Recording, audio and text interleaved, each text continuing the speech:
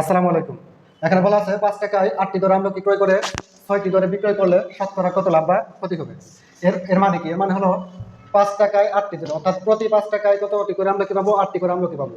এখন প্রতি 5 টাকায় যদি এই 6টি করে আমলকি বিক্রয় করা হয়, তাহলে শতকরা কত লাভ বা ক্ষতি হবে। তাহলে আমরা সমাধান করার জন্য এখানে যত সংখ্যক ক্রয় মূল্য দেওয়া থাকবে, অর্থাৎ যতটির ক্রয় মূল্য দেওয়া থাকবে আমাদের ঠিক ততটির বিক্রয় মূল্য বের করতে হবে। অর্থাৎ আমরা যদি 5 টাকায় 8টি দরে আমলকি ক্রয় করে, অর্থাৎ যদি 8টি দরে আমলকি কি দরে বিক্রয় করে সেটা যদি বের করতে পারি, তাহলে আমরা লাভ ক্ষতি বের করতে পারবো। অথবা আমরা একটি জিনিসের ক্রয় মূল্য এবং বিক্রয় মূল্য বের করেও সমস্যা সমাধান করতে পারি। তাহলে আমরা একটি জিনিসের ক্রয় মূল্য এবং বিক্রয় মূল্য বের করি। সমাধান।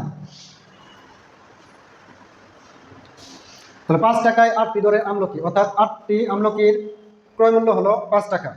8টি আমলকির ক্রয় মূল্য কত টাকা? 5 টাকা। 5 টাকা। এখন সুতরাং একটি আমলকির ক্রয় মূল্য সমান কত হবে? উপরে 5, নিচে হলো 8। অর্থাৎ একটি আমলকির ক্রয় মূল্য কি হবে? কমে যাবে। আর কমে গেলে কি হয়? ভাগ হয়। যদি ভাগ হয়, ডান পাশেটা উপরে এবং এই বাম পাশেটা হবে নিচে। এত টাকা। তাহলে আমরা 8টি আমলকির ক্রয় মূল্য থেকে একটি আমলকির ক্রয় মূল্য বের করলাম। ঠিক একইভাবে আমরা 6টি আমলকির বিক্রয় মূল্য থেকে একটি আমলকির বিক্রয় মূল্য বের করবো। তাহলে বলা আছে 5 টাকা 8টি দরে আমলকি ক্রয় করে 6টি দরে বিক্রয় করবে। অর্থাৎ এই 5 টাকায় কয়টি আমলকি বিক্রয় করবো? 6টি আমলকি বিক্রয় করবো। তাহলে 6টি আমলকির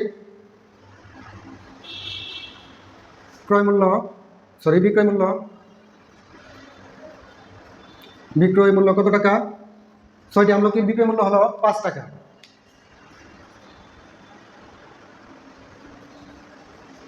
তাহলে সুতরাং একটি আমলকির বিক্রয় মূল্য কত টাকা হবে?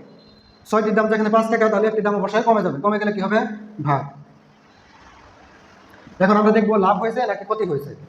এখন এই ভগ্নাংশ দুইটার মধ্যে আমরা যদি তুলনা করি, অর্থাৎ ক্রয় মূল্য এবং বিক্রয় মূল্যের মধ্যে যদি আমরা তুলনা করি, তাহলে দুটি ভগ্নাংশের লব যদি একই হয়, যে ভগ্নাংশের হর বড় সেই ভগ্নাংশটি হলো ছোট, এবং যে ভগ্নাংশের হর ছোট সেই ভগ্নাংশটি হলো বড়। কখন হবে? যখন দুটি ভগ্নাংশের লব যদি একই হয় বা সমান হয়, তাহলে যে ভগ্নাংশের হর বড় সেই ভগ্নাংশটি ছোট, এবং যে ভগ্নাংশের হর ছোট সেই ভগ্নাংশটি বড়। তাহলে আমরা কি দেখতে পাইতেছি? আমরা দেখতে পাইতেছি যে এই ক্রয় মূল্য হলো কম এবং বিক্রয় মূল্য হলো বেশি। তাহলে ক্রয় মূল্য যদি কম হয় এবং বিক্রয় মূল্য যদি বেশি হয়, তাহলে কি হয়েছে? লাভ হবে। তাহলে লাভ সমান। তাহলে এখানে কি লিখবো? ক্রয় মূল্য ইজ গ্রেটার দ্যান কি হবে? ক্রয় মূল্য ইজ লেস দেন বিক্রয় মূল্য। অর্থাৎ বিক্রয় মূল্য বেশি হয়েছে এবং ক্রয় মূল্য কি হয়েছে? কম হয়েছে। তাহলে ক্রয় মূল্য কম এবং বিক্রয় মূল্য যদি বেশি হয়, তাহলে কি হবে? লাভ হবে। তাহলে সুতরাং লাভ সমান, এখানে লিখবো যেহেতু ক্রয় মূল্য ইজ লেস দেন বিক্রয় মূল্য, সুতরাং লাভ সমান।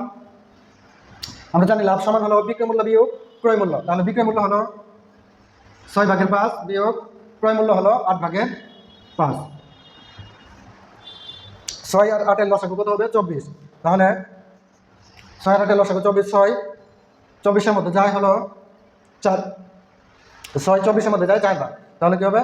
এই 4 দিয়ে 5 গুণ করলে হবে 4 5 20 বিয়োগ এই 8 24-এর মধ্যে যায় হলো 3 বার। তাহলে কি হবে? 3 5 15। তাহলে সমান 24/5 টাকা। 20 থেকে 15 গেলে হয় 5। অর্থাৎ আমাদের লাভ হয়েছে কত টাকা? 24/5 টাকা। এখন আমাদের এটা কি করতে হবে বলছে? শতকরায় বের করতে বলছে। তাহলে শতকরায় বের করতে বললে আমরা লাভ বা ক্ষতি কিসের উপর হয় এটাকে জানতে হবে। লাভ বা ক্ষতি হয় সবসময় ক্রয় মূল্যের উপর। তাহলে আমরা লিখবো এই এত টাকায় লাভ হয়, অর্থাৎ 8/5 টাকায় লাভ হয় 24/5 টাকা। তাহলে লাভ বা ক্ষতি সবসময় কার উপর হয়? ক্রয় মূল্যের উপর হয়। এর জন্য লিখলাম যেহেতু 8/5 টাকা হলো ক্রয় মূল্য, একটি আমাদের ক্রয় মূল্য, তাহলে 8/5 টাকায় লাভ হয় 24/5 টাকা। তাহলে সুতরাং 1 টাকায় লাভ হয়। এখন 1 টাকায় লাভ কি হবে? কম হবে। যদি কম হয় তাহলে কি হবে? 8/5 টাকায় লাভ হয় কত টাকা? 24/5 টাকা। তাহলে 1 টাকায় লাভ হয় কত টাকা? এটা বের করার জন্য আমাদের কি করতে হবে?